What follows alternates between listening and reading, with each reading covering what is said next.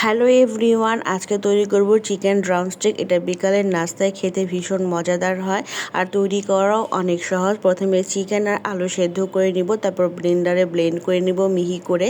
এরপর মশলাপাতি অ্যাড করে নেব। এর মধ্যে আছে জিরা, ধনে, গরম মশলা, তারপর হচ্ছে রসুন বাটা, লবণ আর ধনে পাতা, তারপর মরিচের গুঁড়াও আমি দিয়ে দিচ্ছি, পেঁয়াজ দিয়ে দিচ্ছি মিহি কুচি করা। এরপর সবগুলো উপকরণ খুব ভালো করে মেখে নিতে হবে। বাইন্ডিংয়ের জন্য আমি ময়দা ব্যবহার করেছি। আর এখন হচ্ছে চিকেন ড্রামস্টিকের শেপ দিয়ে নিব। আমি হাড়গুলো আগে থেকেই রেডি করে রেখেছিলাম, তারপরে শেপ দিয়ে নিয়েছি। আর একটা ব্যাটার তৈরি করেছি ময়দা পানির কোটিংয়ের জন্য। আর এখানে আমি নিয়েছি ব্রেড ক্রাম্বস। এখন প্রথমে ময়দা আর পানির গোলায় কোটিং করে তারপর আবার ব্রেড ক্রাম্বসে কোটিং করে নিব। আর এরপর ডিপ ফ্রাই করে ভেজে নিলেই তৈরি চিকেন ড্রামস্টিক।